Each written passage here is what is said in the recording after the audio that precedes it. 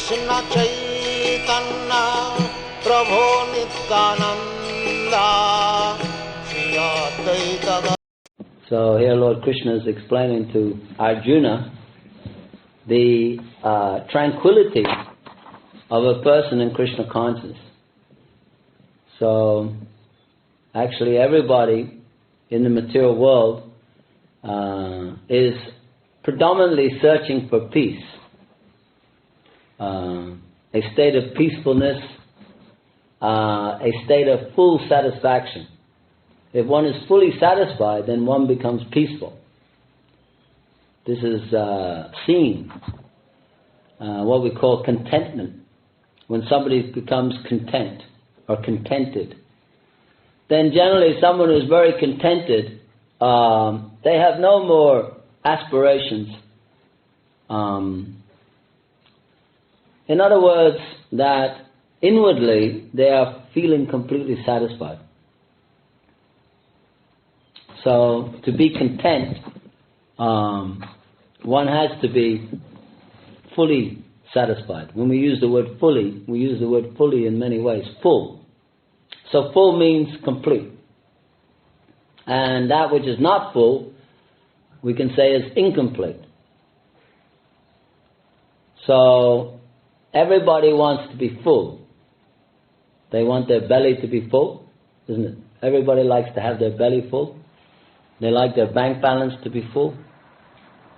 They like their house to be full of nice things. Nice wife, nice family. They like a wife also. She must be full. She should be very beautiful. And nice children. Children also. A full house. Full of children running around. One has nice cupboards full of food. Isn't it? We like to have lots of food in the cupboard. Lots of money in the bank. And one likes to have very satisfied mind. So the mind should always be satisfied. Sometimes we see that the house is full of many beautiful things, big car in the garage, lots of food in the cupboard, lots of food in the fridge, very nice wife, very nice family, but still they're unhappy. So inside, in their mind, they're not finding any peace. There's no happiness there. There's no satisfaction. So when the mind is not happy, then the heart is feeling a kind of vacancy. There is a vacancy in the heart. So generally speaking, if we trace back all of the activities, they are all centered around the mind.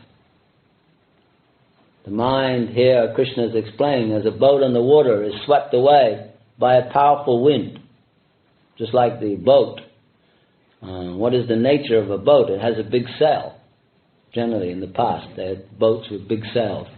So what does the sail do? It captures the wind. So when the boat captures the wind in the sail, then it is, if it is a very strong wind, then the boat may be swept away by the strong current. The strong current of the wind. There are many examples of ships being crashed against huge rocks by the power of the wind. So Krishna is explaining to Arjuna that wherever the mind may wander, the tendency of the mind is to wander. The mind's business is that the mind is conducting the affairs of the material world. The living entity is situated in the body. Actually, the soul is higher than the intelligence, but on account of the association with the mind, ahankara vimudhatma, by the false ego of the mind, one becomes mudha, one becomes foolish. So therefore, on account of identification with the mind is all the time filling the, if you like here the example is used, like a lake or an ocean that has many rivers flowing into it. So There are many, many rivers flowing into the mind. There is, from the eyes, so many things are flowing in from the eyes, isn't it? When we go out, so many things we see something, we can be attracted very easily. Sometimes one is attracted to, a male is attracted to female, or someone is attracted to a nice car, or we go shopping. Shopping is a good example. You can see how people are always looking in windows and always looking very carefully. People look very attentively to see if there's anything they missed, isn't it? There might be something in the window that we missed. Oh, I missed that last time I was here. Look at that nice thing. So generally, with our eyes, the eyes are, if you like, acting in order that we may gaze over the material world. We are gazing or measuring.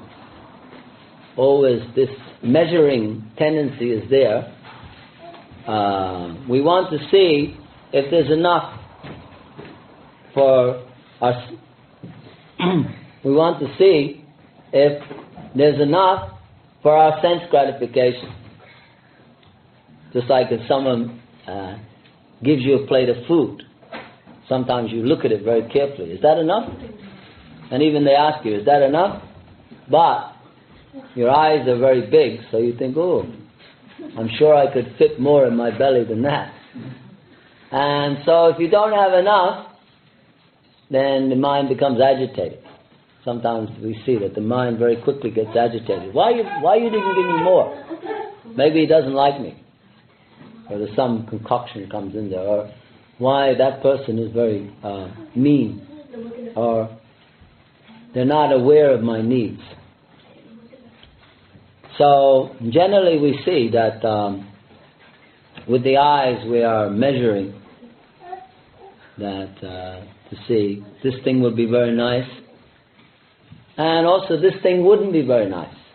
So these two things are going on. Bhoga Tyaga, or what we call accepting and rejecting. We measure to see what is very good for our sense gratification, and we reject those things which are adverse to our sense gratification, or things that won't give us full satisfaction. So therefore the mind's business is to conduct the affairs of the senses in the material world. Indriyana, here it says Indriyanam. Indriyanam, of the senses, he certainly charatam, while roaming. So this roaming of the senses, everyone is roaming around the material world. We come into this material world, we've all come in at different locations. But regardless of where we come into the material world, the business is the same. The business is sense gratification. So everyone is roaming around in different capacities to try to satisfy the senses. Sometimes in our journey of life, we find that we are having some nice sense gratification, we're enjoying ourselves, and sometimes we feel totally miserable. So this nature of the material world is sometimes we're going up and sometimes we're going down. But in actuality, the real state of the living entity is that the living entity is suffering in the material world, suffering on account of the senses. Because of this attachment with the senses, the interrelationship between the senses and the sense objects, there is never satisfaction. Nobody has ever been satisfied in the material world. It's impossible to be satisfied. Because what you call satisfaction is relative to a particular time, place, and circumstances. Just like if you eat a big meal, you can say, I'm satisfied. But the next day, again, you're unsatisfied. So the experiences of the material world, they are called flickering. They're flickering experiences. They're not complete. Just like we see that everything we do, again, we are doing it time and time and time again. We're doing that thing. People are every day drinking so many cups of tea, smoking so many cigarettes, watching so much television, engaged in eating so much or whatever. All of these things we are completely, always repeating over and over and over again. And the satisfaction that we get from these things is very minimal, a minimum satisfaction. So in the material world, the nature of sense gratification is that familiarity breeds contempt. It becomes contemptuous. Actually, everyone feels contempt for the material world. But because it's the only thing that we have, it's the only experience that we have, tangible experience, therefore we are constantly hoping against hope that it will get better. Somehow, something will happen that will make it better. This is everybody's dream. Therefore, this world is a world of dreamers. Everyone is dreaming that something is going to happen. In the material world, we're dreaming that something material is going to get better. And spiritually, we're dreaming that something spiritual is going to get better. There's no difference. If you're a spiritualist or a materialist, there's no difference. The same desire is there. We want to be happy in spiritual life, or we want to be happy in material life. The same aim is the same. I want to be happy. So therefore, everyone is hoping that something will happen that will make things better. So this is called struggle for existence in the material world. Everyone is struggling. The same struggles are there. We are struggling constantly with the same things. In our childhood, we had struggles. In our young age, we had struggles. In our teenage years, we had struggles. In our middle age, we will have struggles. In our old age, we will have struggles. And finally, death is the biggest struggle. So, the whole idea of Lord Krishna's teaching is to understand that the struggle of the material world is not our real business.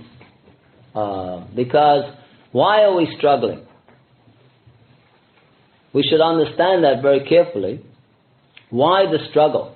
Here it is explained that just like when the rivers are flowing into the big ocean, the previous example was when the wind catches the sail, the boat is in the sea, the wind catches the sail, it can carry away the boat very easily, isn't it? But now another example is used. Another example is that even though so many rivers run into the sea is not affected. The sea is not affected by all those rivers. Neither does the sea increase. Just like you see, the sea, so many rivers are running into the sea, but the sea does not actually increase. It doesn't burst its banks. It doesn't suddenly flow up into the land. If you go to any coast around England or any country, you will find that pretty much the same ocean is in the same situation. It may be moving very, very slightly. I don't know, maybe 1 inch every 5 years or 10 years, whatever they say. But generally you'll find that the ocean is exactly where it was last year, the year before, the year before, the year before.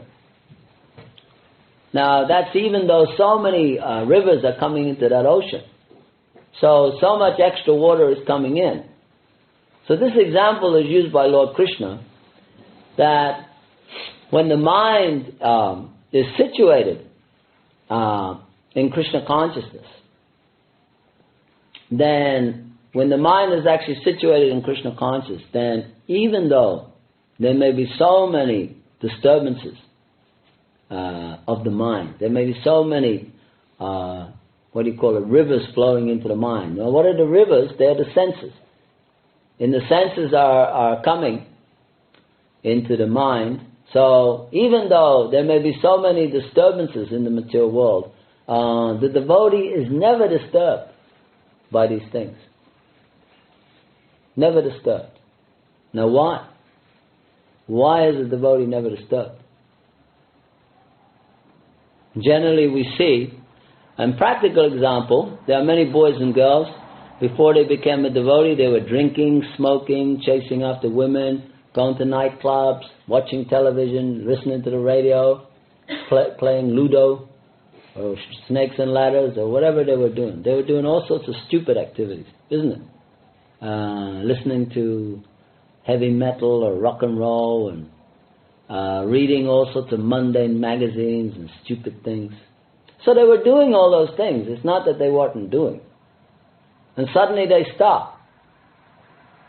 So not only do they stop, but they stop for the rest of their life, hopefully. For the rest of their life, these things stop. So that means that there's a very enormous change coming about. Otherwise, how can they suddenly stop these things? These things are second nature, just like intoxication, sex, meat eating, or eating all sorts of foods, and listening to music, and associating with the opposite sex. These are all second nature. Everyone is doing it. So how does the devotee stop? He stops because he becomes situated in the self. Now, the difficulty with spiritual life and material life is that if one cannot distinguish what is the self, then he cannot become situated in the self. So in other words, Krishna is explaining that all of the affairs of the material world are conducted because one is in a condition of avidya, or one is in a condition of ignorance. So in actuality, if you trace it, you'll find that as long as you remain in ignorance, you cannot stop this blowing of the boat, the mind, this mind moving here, moving there, just like the wind. The wind is blowing the boat in one direction, and when the wind changes, again the boat is sent in another direction. So the mind is like that. 1 minute you're chasing after someone, then you're rejecting that person, you're chasing after someone else. 1 minute you're chasing after one thing, then you're chasing after another thing, you're chasing after this thing, that thing. If you study psychology, then you'll find that there's always alternating attachment and rejection. Different levels of attachment, different levels of rejection. And the mind is always constantly changing according to its determination. The mind is actually controlled by determination. Everyone in any sport or any particular path of life, there's always a determination. Just like if you want to become a big businessman, you have to be very determined. If you want to become a great athletic, if you want to become a big movie star, if you want to become anything, if you want to achieve anything, you must have determination of the mind. That determination comes from one's intelligence. So Krishna explains in the Bhagavad Gita that there are lower and higher energies, just like the senses are lower than the mind. If one has control of the mind, one can actually control the senses completely. The senses will never disturb you. Even under the greatest situation, the greatest test, if one has control of the mind, he will never be disturbed. You see? But if one doesn't have that determination, then any little thing can distract. Any little thing can distract the mind. So that determination, Krishna explains that this is called Dadami Buddhi. This is the buddhi. Buddhi means intelligence. So this Krishna says that I am in the heart and I am giving the intelligence. Who to? Who am I giving the intelligence to? Everyone? No. Krishna says that to those who are constantly devoted to me and worship me with all their hearts, Krishna says, I give them the understanding by which they can come to me. So this determination comes purely when one has made his mind up to surrender unto Krishna. So the determination is the determination to surrender. Therefore Krishna says, Sarvadhamam prityaja mamekam saranam vraja hang tang sarvapapebhyo mukshishami masucha. So Krishna is saying, give up everything, all of your mental speculation, all of your ideas, all of your so-called mundane intelligence. You give up all these things, surrender unto me, and Krishna says, don't be frightened, don't worry, don't be in anxiety. There's no more anxiety, he says, because I will give you protection, do not fear. So the greatest fear of the material world is that one will actually become servant of the senses. This is the greatest misfortune of life. Every single animal, every single creature on this planet is a servant of his senses. If you study animal psychology, biological chemistry, whatever you study, you will find that every single living thing on this planet is living under certain conditions. And those conditions are all sensual. Sensual conditions. Is it or is it not? They're all sensual conditions. You are living completely under your sensual conditions. You're totally and utterly, helplessly addicted to the sensual concept of life. That is the nature of the material world. Therefore, what is the difference between an animal and a human? It's just different types of sense gratification. An animal can eat something in the just like you see birds. I don't know what they're eating, but sometimes they look like they're eating rocks and stones or anything on the ground, pecking away. Chickens. You see other animals, they're eating in the rubbish. Other animals are chasing after rabbits or chasing after this or chasing after that. So they're eating whatever is found within its particular jurisdiction or its area of sense gratification. So human being, more intelligent, but simply more intelligently engaged in increasing the varieties of sense gratification. In other words, all a human's real qualification of life is that it has increased his sensuality. Wherever you go in this city, you will find an effort to increase sensuality, isn't it? What is going on? There's simply an effort to increase sensuality. Better nightclubs, better pubs, better discotheques, better restaurants, better fashions, so people can decorate their body very nicely, so they can make their ugly, smelly body smell nice, look nice. Cheating, isn't it? They have all these sprays and they spend hours in the hairdressers trying to make that fuzzy hair look a little better or make it more attractive, manicuring and putting in all sorts of adjustments on the body, also that the sensuality will increase. Why? Because they feel that by increasing my sense gratification, by engaging myself in more determined sense gratification, somehow or other, then I will become happy. Then I'll become actually satisfied. And then when they see that this satisfaction is not capable of satisfying them, then they become frustrated, angry, disillusioned, bewildered. So there's so many negative sides. So therefore, the business is the same, whether one is animal, human, bird, or fish, or whatever one is. Business is the same. But the business for a devotee is not the same, because a devotee is 100% engaged in satisfying or endeavoring to satisfy the senses of Krishna. Now, one may ask, what is the advantage of satisfying the senses of Krishna? And the answer to that is because there is no other function. There is no other function of nature. Nature means, if you like, facilitating. Nature is there to facilitate. Just like you need food, nature gives you food. You need bricks for a house, nature gives you bricks. You need a house. You need water, nature gives you water.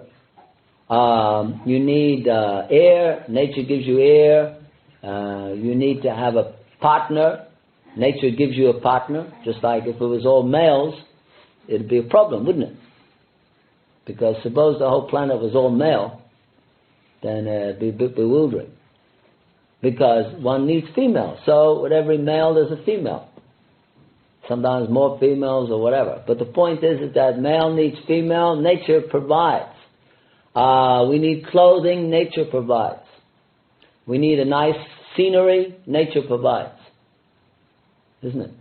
You can see this practically, that just like when you go to a hotel, what is the business of the hotel? It's to provide, isn't it?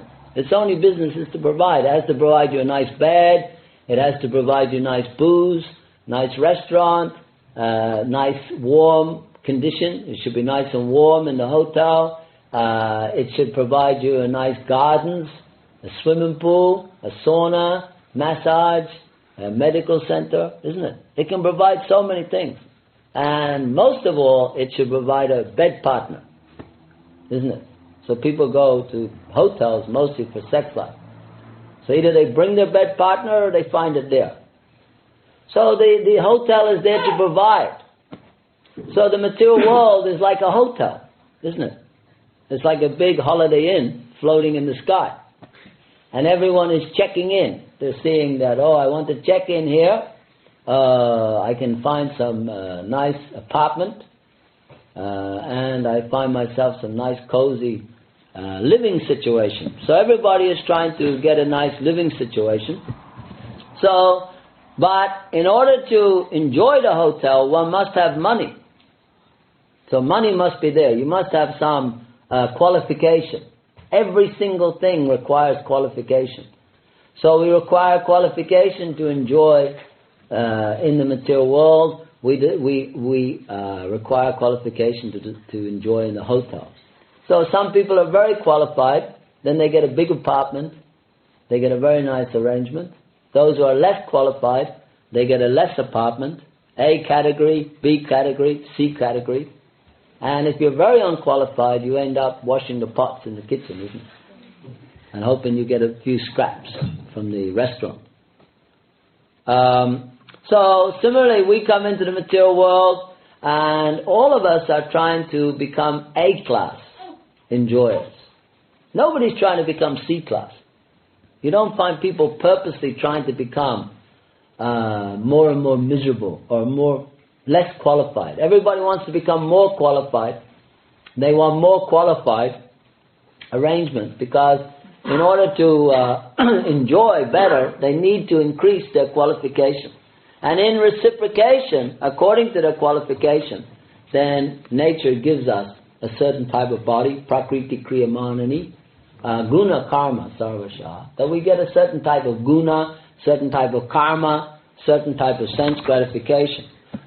So, as long as one's business is to enjoy in the hotel, then the mind is very agitated, because if you go to a hotel, as soon as you go to a hotel, you become agitated. It's a common fact. If you've ever gone to a Hilton hotel, sometimes you're flying on an airplane, they put you into a Hilton hotel. Immediately, the mind becomes agitated because you're thinking, hey, I'm in a hotel, I should be enjoying. Isn't it? That's the nature. As soon as you walk in the doors, there's nice plush carpet, there's room service, nice rooms, the toilets are all clean and everything's nice. So you automatically think, I should be enjoying here. Of course, as a devotee, we may not think like that. But most people have to be doing something in a hotel. So generally they go to the bar, or they go to the club, or they go to this, or they go to that. It's very difficult to remain peaceful in a hotel. People are not actually peaceful. You won't find people peaceful in a hotel. They're not really peaceful. They're more peaceful if they were at home. But because they're in that environment, enjoying environment, then there's certain demands. So the thing is, in the hotel, there are also workers. And those workers, they are working very hard. So they're not in an enjoying mood so much, isn't it? You notice that if you see the hotel workers, they're actually more trying to satisfy the owner of the hotel. So they're also very busy in the hotel, but their purpose is different. You see? Their purpose is different. Why? Because they understand who is the owner, who is the proprietor. And because they're aware of who is the proprietor, who is the owner, therefore they're aware of their position to serve the owner. You see? They're aware. Now, because they render nice service to the owner, then they also become satisfied, but in a different way. They become satisfied in a different way. They become satisfied because the owner of the hotel allows them certain pleasures related to the hotel. And because they are taking those particular pleasures with the authority of the owner of the hotel, therefore they are not needed to be qualified. They don't need to be qualified. Just like if a woman is sweeping the stairs in the hotel, she can also enjoy in the restaurant if the owner allows her. The owner says, yeah, go and take a meal in the restaurant. It's quite common. So she can also enjoy in the restaurant even though she's not particularly qualified. She may not have so much money or she hasn't come as a guest. But because the owner is satisfied, therefore the workers within the hotel, according to the desire of the owner of the hotel, they can also become happy. So similarly, with the two types of living entity in the material world, there are those who are trying to enjoy the material world, and according to their own qualification, according to their own capacity, according to how much money they've got or position they've got, they want to enjoy the material world. Therefore, they are very busy. But their mentality is that they don't care who's the owner of the hotel. Their only interest is in what the hotel can do for them. Usually the only time they're interested in the hotel owner is when something goes wrong. And then they want to see the manager, they want to see the boss, to give him a good telling off as to why he hasn't provided the right facilities. When things go right, nobody ever asks for the hotel manager. Nobody ever asks for the hotel owner. Generally, when they go to a hotel and they have a great time, the last thing they worry about is who owns this hotel. It's the last thing on their mind. As soon as things go wrong, then they want to know, hey, who's running this place? I've spent good money here. I want to know who's running it. And they want to chastise him or tell him off or get a refund or get a better room or get a better facility or get someone sacked.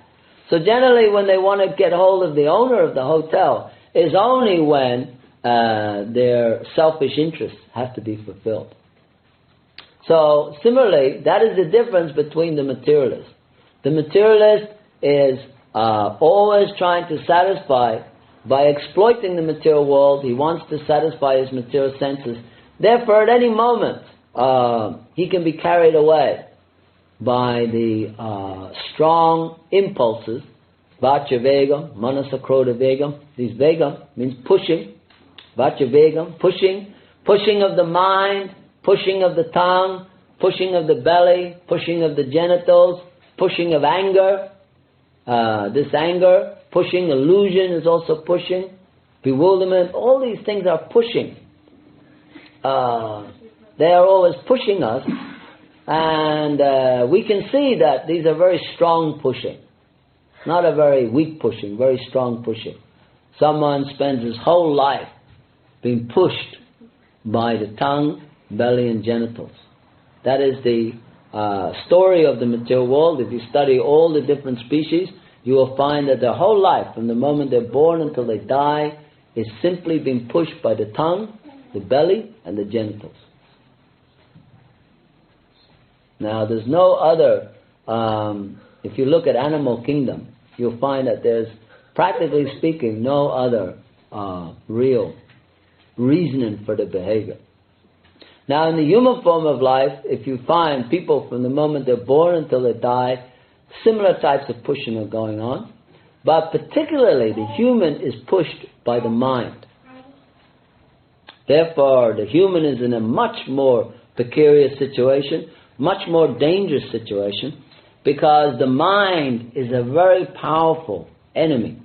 And when the mind pushes, then all sorts of chaos can come about. Just like we can see that the animal is fearful. So the animal defends with his paws or his nails or his teeth, or he may have some sort of poison or something. He defends himself. Now when the human gets paranoia, just like we see atomic warfare, it is manifested from paranoia, isn't it? Paranoia of the mind, fear. Fear of the mind that this country is going to attack me, that country is going to do this, that. Therefore they create atomic bomb. So that when that country tries to attack them, they can wipe out every single person in that country. That would be their aim. That would be their pleasure. To wipe out every single person so that not one single person would be left to attack them. Now that is mass paranoia. Because if any country attacks you, it's usually only a percentage of the people that attack you, isn't it? You can't have everyone attacking you. So if you have, let's say, Russia attacking you, okay, there might be 1.8 million soldiers, 2 million. But you wouldn't have 120 million people attacking you. So therefore, that is the nature of the mind, that the mind always causes great, great problems. Because when the mind is not controlled, then these activities of eating, sleeping, mating, and fearing become very, very complex. They become very, very increased. Just like an animal is living in a small hut, making some wood or something like that, and the human being is making big 25-story skyscraper, 40-story skyscraper. But the same thing is there, to live in that building or to work in that building. But because the mind is feeling that that's an important arrangement to be made. Just like if you go to New York, Manhattan, you find all these buildings going up and up and up. There's so much land in America. Most of America, probably 70%, has no one living on it. If you drive around America, you'll find there's huge, vast areas of land. But everyone's in Manhattan, all going up to the sky. There's like 20-odd million people all climbing up these 25-story buildings. In some buildings, there's 30,000 people in one building. You see? 30,000 people in a building. They have a whole city in there practically. So this is the nature of the mind, that if the mind is not controlled, then, as it says, that the mutations, the material energy is endlessly mutable, Krishna says. So this mutation of the mind is very, very dangerous, extremely dangerous in spiritual life. So therefore, Krishna is first of all explaining that, what is he saying? What is night for all beings is a time of awakening for the self-controlled. So the material world is like nighttime, because what do you do at nighttime? You dream a lot, isn't it? Now, if you notice at nighttime, you dream all sorts of stuff. All sorts of things go on at night. In the morning you wake up, they're of insignificance. They're not really very important. Just like you might have dreamt that you became a great pop star and you had thousands of fans and you're doing TV interviews and people were chasing you around. When you wake up in the morning, you realize that actually you work on a dust cart and you just get on with your job. There's no more significance to that dreaming. Although the dreaming may have been very elaborate or very exaggerated. So when one wakes up, one realizes that that's not really what I'm doing. So one carries on with his normal situation. Similarly, in material world, the tendency of the mind is moh, illusion. So this illusion of the mind creates all sorts of varieties of what we call material entanglement. Complete illusion of the mind. This illusion of the mind is very, very deep, very, very powerful. The first illusion is that we think we're this body. And once we think we're that body, then according to the association of the senses with the material world, centered around the mind, therefore there is an enormous amount of mental speculation that goes along with that concept, that I am this body. And therefore, Krishna says, the self-realized soul, he is like the ocean that is never disturbed by the rivers that flow into it. Or the one who is actually a servant of Krishna is never disturbed by the, interaction between the material senses and the material world. Because he knows that actually the body, the material world, and the senses, they are all simply a product of Krishna's energy. Therefore, those senses, the body, the material world, everything is to be used in the service of Krishna. Why? Because Bhuktaram Yagna Tapasyam Sarva Lokam Heshwaram Suridam Sarva Bhutanam Gyamfamam Shanti Richiti. So Krishna says that anyone who can understand that I am the supreme enjoyer. This is very important, because if Krishna is the supreme enjoyer, then that means your enjoying business is over. Straight away. Your enjoying business is over, because Krishna says, I am the supreme enjoyer. When you have a supreme enjoyer, that means that all less enjoyers are controlled by the supreme enjoyer. Now that, you can argue with that and say, but I'm also enjoying. Krishna can have his enjoyment, but I can have my enjoyment. You may think like that, but you're not supreme. So if you're not supreme, that means you are actually under the jurisdiction of something greater. Supreme means what? It means something greater. So therefore, you have to study. Is your enjoyment controlled? Is it controlled? If your enjoyment is controlled, then that means that you're not really an enjoyer. Because control means under certain conditions. If you are enjoying under certain conditions, then that means that actually you're not the enjoyer, but rather you are a machine working under certain conditions. The body is known as yantra, is a machine working under certain conditions. So as soon as there is conditional life, that means that someone must have created the conditions. So that person who has created the conditions, that is the supreme authority of God. So we may think that we can enjoy, but it is not possible for us to enjoy, because there is supreme authority. And that supreme authority, Krishna says, I am that supreme enjoyer. Therefore, you are not enjoyer. You are not the enjoyer, you are the enjoyed.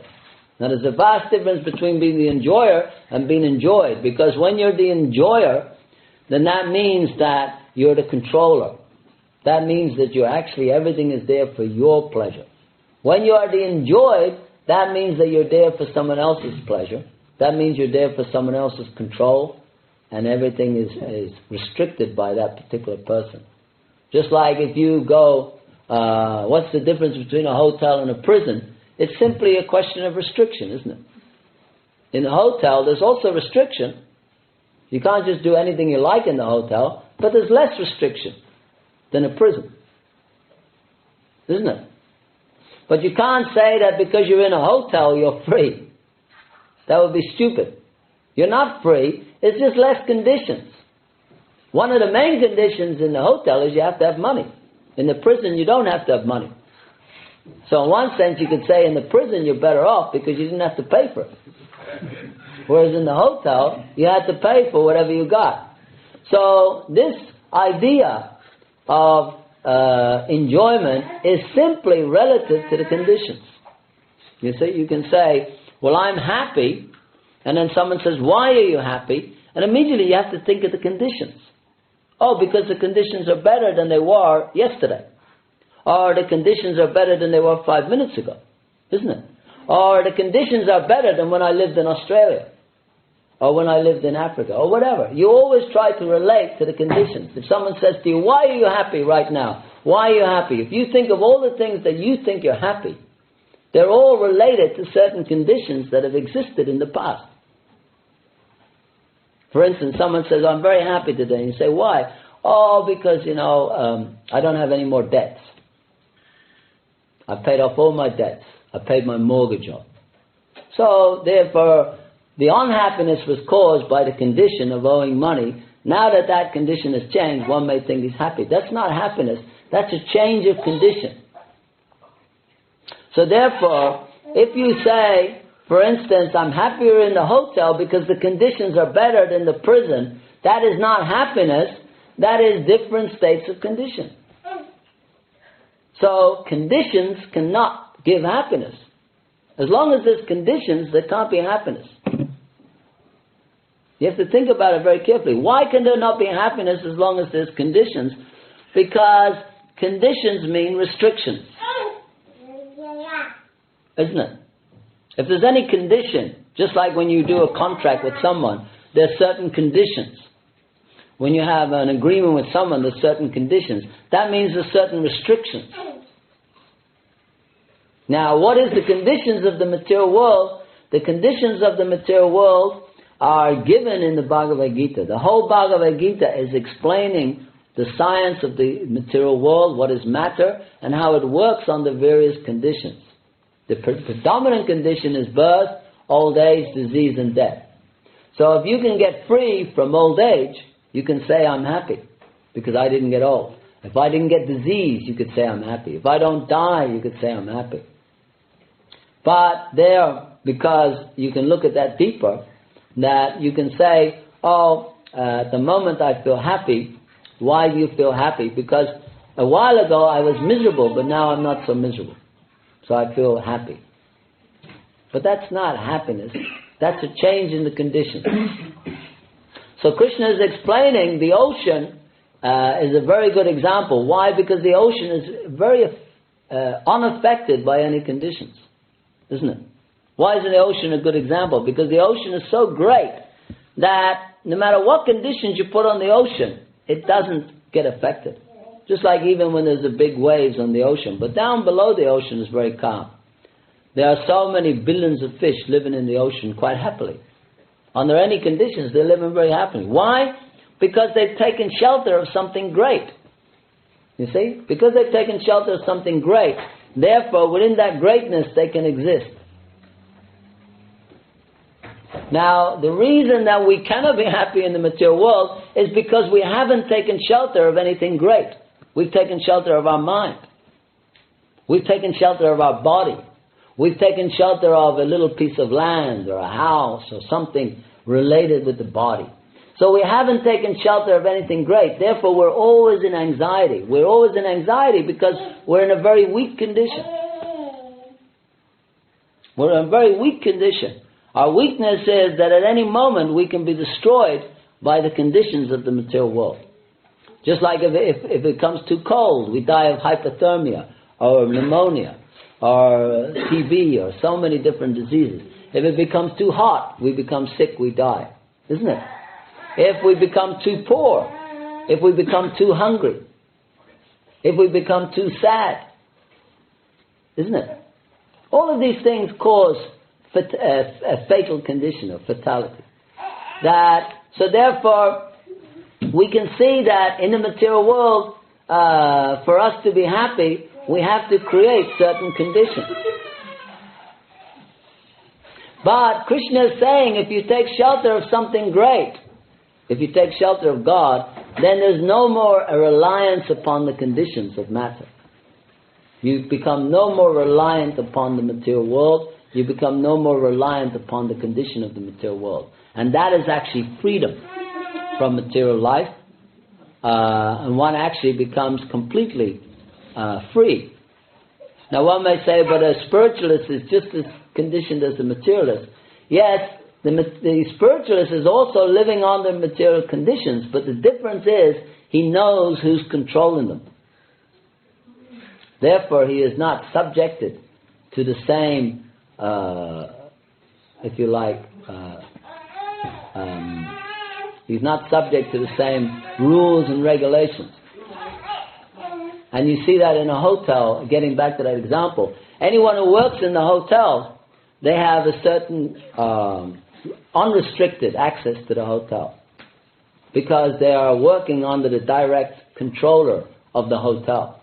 Therefore, they have more access than the person who goes into a hotel. Why? Because they have the authority. Similarly, if one surrenders unto Krishna, then one automatically has more access to the material world. But he has no desire for that. Why? Because he is busy satisfying the Supreme Personality of Godhead. Therefore, it is not that the devotee is loser. It is not that the devotee has to restrict himself or restrain himself.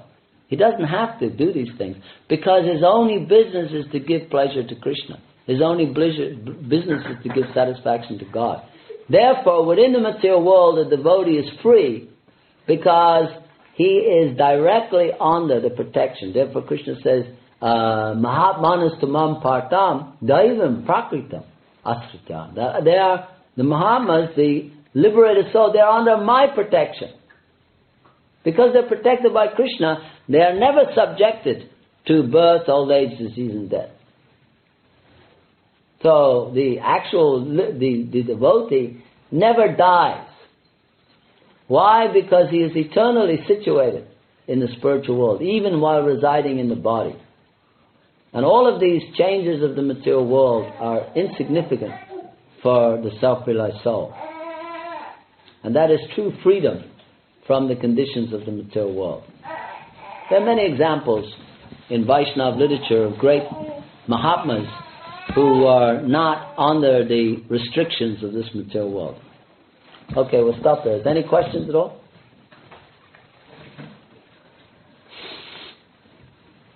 Anyone have any questions? You know, you're saying as long as there's conditions, it can't be called happiness. But could you not just say it couldn't be called full happiness because it's restricted? Well, first of all, we have to understand what happiness means, because in the material world, happiness is something we relate to the senses. We relate to the mind. We relate to the body. When our body is in a nice condition, we call that happiness. When our mind is in a nice condition, we call that happiness. When we are feeling good or happy, we call that happiness. But what we should understand that has nothing to do with the self. That has nothing to do with the self whatsoever in any shape or form. Therefore, it is not happiness, because this happiness only exists in the spiritual world. It doesn't exist in the material world. What we call happiness in the material world is simply different material conditions. Now, because they're material conditions, that means they're temporary. As soon as something is temporary, it cannot be called really happiness, because it doesn't exist in all three phases of time. Something that exists must exist in the past, must exist at present, and must exist in the future. If you say that you were tremendously happy a month ago, it's meaningless. It's absolutely meaningless. You could say that you were in complete happiness 10 years ago, but it means nothing to anyone. Why? Because that so-called happiness was just some interaction of material nature. It was some condition that made you feel like that. But because of the influence of time and because of the limitation of the material world, it was both that experience was both a transitory experience and a very limited experience. Now, because it's limited, it doesn't last. Because it's transitory, it doesn't last. So those conditions of the material world, they may appear to be very happy. One may say, no, but I was very happy. I'm very happy. But it will not exist.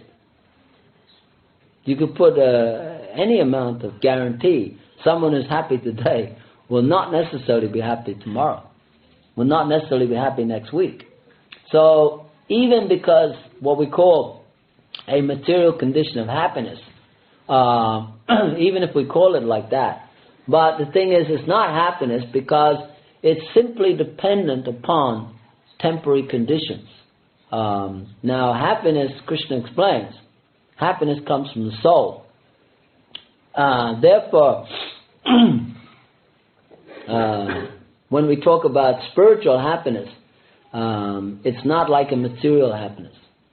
It should not, as soon as we say spiritual happiness, people think that, oh, what you mean is another material condition. Because they think, it's like the frog in the well. The frog is living in the well, so whatever goes on in the well, he thinks that is reality. So if you mention that there's something outside of the well, he can't relate to that. But he can relate to something better going on inside the well. In other words, if you say to the frog, well, outside the well, there's not so many creepy crawly spiders. So you can relate to that because you can think, oh yeah, that means that when I get out of this well, there won't be so many spiders. That sounds good, so I feel happy about that. Yeah, I can accept that. Isn't it? So if you tell them something related to what's inside the well, that will get better. For instance, we say in spiritual life, oh, your miseries will go. Oh yeah, I can identify with that. Because we're having miseries here, so we think that in the spiritual world there should be no misery. Isn't it? But that is not actually a real understanding. Because, again, it's relative. What you call misery only exists in the material world. So how can you say there's no misery in the spiritual world? Because it doesn't exist. So how can you say there's none of it? You understand what I'm saying? In other words, everything here is negation. If you say there's no old age in the spiritual world, it's not that there's no old age in the spiritual world. Age doesn't exist. So you can think that if there was no old age, I'd be happy. But that's not actually reality. You understand what I'm saying? Just for instance, you say, oh, I had a really bad time yesterday. I had a really bad time. But time doesn't exist in the spiritual world. So you can't say there's no bad times in the spiritual world. Because time doesn't exist. So therefore there's no question of these things. So therefore it's like the frog in the well. When you talk about spiritual happiness, you try to equate it with something, some condition, that there shouldn't be this condition. Oh yeah, I can understand that. Prabhupada gives a very good example of that. He said that there's some coal miners in Sheffield. So this Christian priest went there to preach to them. So when he was preaching, these miners, they'd never really been educated. They spent their whole life in the mine, on the ground, very deep on the ground. So they were asking the Christian, who is this Jesus? Does he work here? They didn't know. They didn't know, even they hadn't heard of Jesus. So they're saying, does he work here? Or what number is he? They wanted to know what number, because everyone has to have a number in the mines. If he hasn't got a number, they couldn't figure out who is this guy. So they said, what number is he? So the priest said, no, Jesus doesn't work here. He doesn't have a number. So they said, oh, he does. Well, where does he live? So they were trying to find out. So the priest, he thought, well, I'm going to have to shock these guys because they're pretty ignorant. So he said, if you don't believe in Jesus, you go to hell. So they said, hell? What's hell? So then the priest said, well, if you go to hell, it's dark, it's horrible, creepy, crawly things there. It's very, there's fire, there's fire there and this and that. And then they said, oh, but it's just like a coal mine. So why should we worry? We're already here. Why should we worry about going there? So what he was describing was just like the mine. But then the priest said, but there's no newspapers. In hell, there's no newspapers. Then they all became shocked. No newspaper. In hell, there's no newspaper. So then they became actually shocked. Oh, that's horrible. Horrible that there could be the Mirror or the Sun newspaper. So they became shocked. So that's the way that the materialists consider when they study the idea of God, the idea of the spiritual world, the idea of spiritual life. That there may be something missing, or there may be something, in other words, that the suffering should be missing, isn't it? Everyone's idea of heaven is that there should be no suffering, which is a completely ludicrous idea, because that's not what heaven is about. Their idea of heaven is there should be less suffering. Why? Because they think that suffering is the cause of their misery. But actually it's not the suffering that's the cause of the misery. What's the cause of their misery is forgetfulness of Krishna. So therefore, if they become Krishna conscious, automatically all suffering goes. Even if they're in the material world. That is the secret of success of spiritual life. If you read the Bhagavatam, many of the stories are like horror stories of people suffering who are devotees. But they weren't suffering in the material sense. So therefore, this idea that in the spiritual world there won't be this or there will be this or that, these are all mundane speculations. And they have nothing to do with the reality.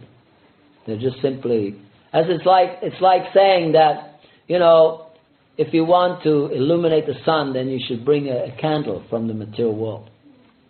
Suppose you wanted to illuminate the sun. So you go to the sun with your little candle. Isn't it? What's the use of flying to the sun with a candle? Your candle in the sun will be of no use. Similarly, what's the use of bringing your tiny speculations to the spiritual world? It will be of no use, because whatever you've collected here, it is simply useless baggage. Don't carry your useless baggage to spiritual life, to the spiritual world. Okay, I think we'll finish here. We'll have Arti. Any other questions, or that's it? I went through a definition of time. It said it's something which stops everything happening at once. So how can we understand there's no time in the spiritual world? Okay, again, you see, when we talk about time, we can't describe a non-time situation. It's like, it's not possible, because if you talk about no time, then again you have to relatively look at that and say, well, if there wasn't time, how could there be past? How could there be present? How could there be future? So the difference is that in the material world, time is a condition. You should understand that everything that's here in the material world is also in the spiritual world. But the difference is that here it works under certain conditions, whereas in the spiritual world there are no conditions. Now, it's very important to understand that, because what we call conditions, they are, if you like, laws. There are so many laws of nature. We call it the laws of nature, you see.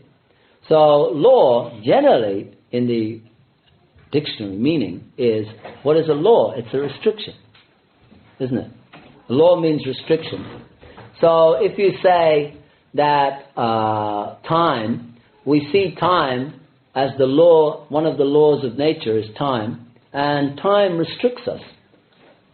If you study time in the material world, it restricts you. Just like you can eat at a certain time, you sleep at a certain time, you do this at a certain time. So generally in the material world, time is a controller. Time is the controller. Krishna says, time I am, the destroyers of all these worlds. But in the spiritual world, time is the servant. So the difference is that in the spiritual world, everything serves the desire of Krishna. Now, the difference between something controlling and something serving is quite vast, because when something is controlling, then that means that restriction, just like, again, the example is there. The government controls the prison, and within the prison there are so many restrictions. That's why you say when you go to prison you're serving time, isn't it? You're actually serving time. So time, you become a servant of time. When time is your servant, now it's not our servant, it's Krishna's servant. So in the spiritual world, time serves Krishna, as everything in the spiritual world serves Krishna. So Prabhupada one time said, what we call the laws of nature, or the laws of physics, are actually the desire of God. What we call the laws of physics are simply another word for the desire of God. So therefore we should understand the law of time is simply working under the desire of God. Now in the spiritual world, the law of time, there's no law of time. Time works under the desire of Krishna, as does everything else in the spiritual world. Therefore, the difference between the material world and the spiritual world is, in the spiritual world there's no measurement. In the material world, everything is measured.